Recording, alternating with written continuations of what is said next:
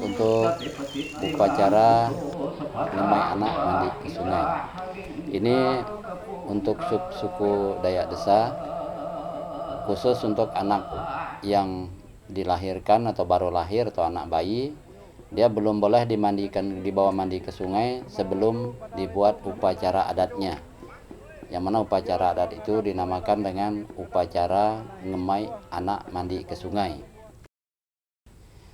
Sebelum dibawa mandi ke sungai itu ada beberapa tahapan yang harus dipersiapkan untuk pelaksanaan ngemai anak mandi ke sungai itu. Yang pertama itu adalah dinamakan upacara begendang. Yang mana begendang itu adalah upacara menumbuk beras menjadi tepung.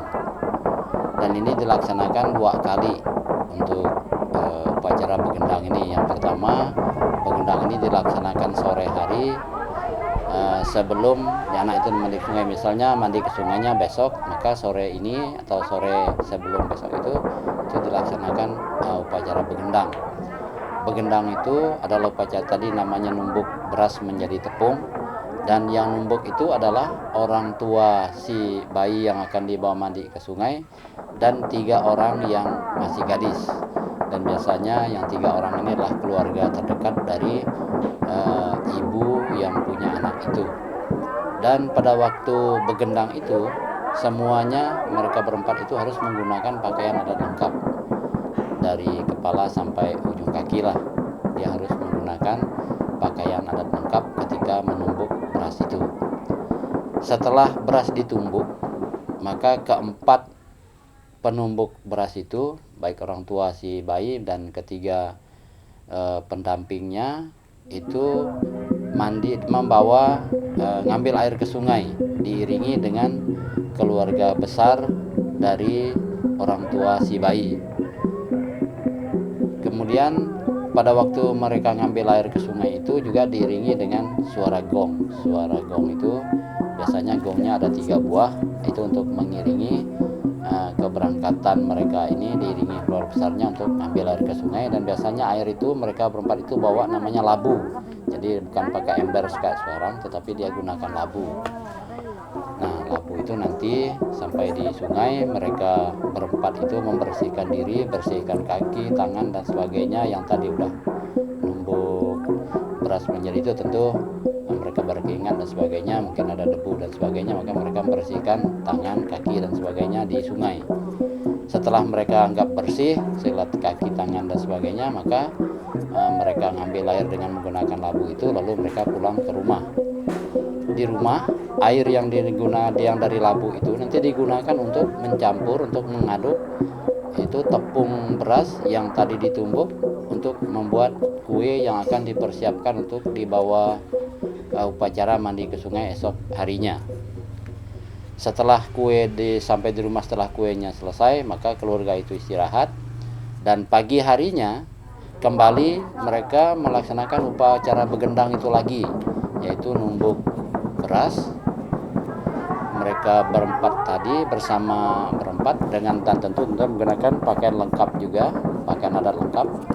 Dan setelah itu ditumbuk, maka kembali mereka ngambil air ke sungai menggunakan labu juga, diiringi oleh keluarga besar menggunakan gong itu. Kenapa mereka menggunakan gong? Itu karena orang dulu percaya bahwa kalau di perjalanan itu tidak boleh ada gangguan apapun. Karena dulu orang itu percaya suara burung dan sebagainya itu bisa menjadi penghalang untuk terlaksanakan upacara adat. Oleh sebab itu bunyi gong itu fungsinya untuk mengusir roh-roh jahat atau suara-suara yang tidak diperlukan di dalam perjalanan.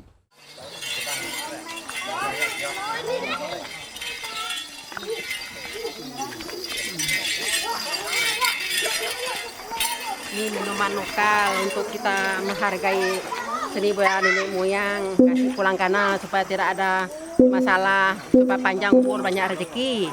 Itu maknanya. Nah, setelah mereka numbuk paginya dan kembali ke rumah, setelah diaduk dengan air yang tadi diambil dari sungai, semuanya sudah siap, maka biasanya itu oleh ketua adat itu biasanya disepakati oleh penduduk di kampung itu, dan biasanya bukan hanya satu saja yang bawa anak mandi ke sungai, itu biasanya banyak ramai. Itu ada 20-30 biasanya karena dibawa bersamaan setelah sesuai dengan jamnya, dan boleh sampai siang ya, paling lama jam 9, jam 10 pelaksanaan upacaranya harus sudah dimulai. Jadi ketika matahari masih rendah, jadi tidak boleh sampai siang hari.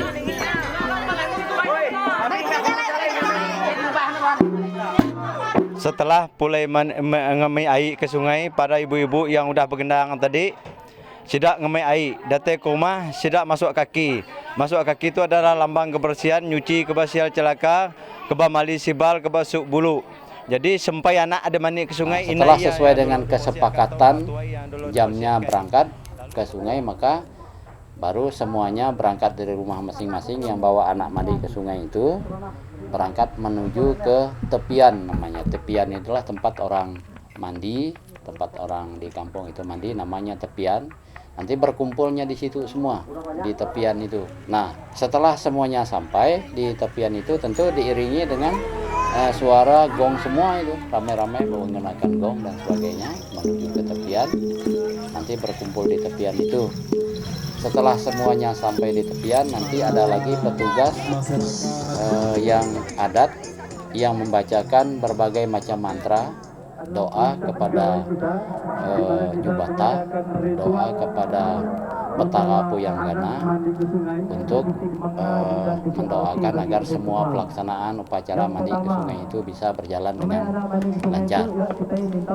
Nah, pada waktu anak itu setelah upacara, setelah dibacakan mantra-mantra oleh si ketua adat, oleh pengurus-pengurus adat, maka nanti baru satu persatu anak-anak itu sesuai dengan tingkatan derajat silsilah dalam keluarga besar keluarga itu.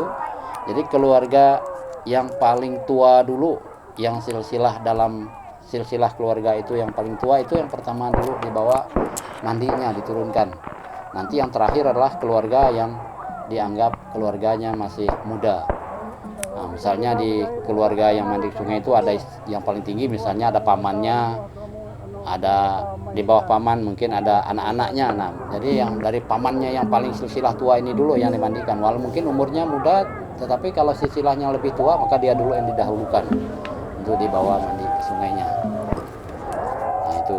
Nah, ketika mandi ke sungai dan biasanya sambil membawa selain sesajen yang sudah disiapkan juga, itu biasanya kepala keluarga atau bapak dari si anak itu membawa namanya buah kelapa. Nanti buah kelapa itu ketika turun ke sungai sambil membawa sesaji yang dipersembahkan untuk anaknya ke sungai itu, nanti ada juga buah kelapa, yang mana buah kelapa itu nanti akan dipotong dengan menggunakan mandau oleh orang tua laki-laki dari anak itu.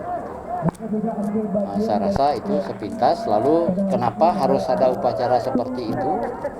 Itu tentu dengan harapan bahwa dalam dia kehidupannya nanti itu terhindar dari malapetaka, sial, celaka dan sebagainya dalam kehidupannya nanti.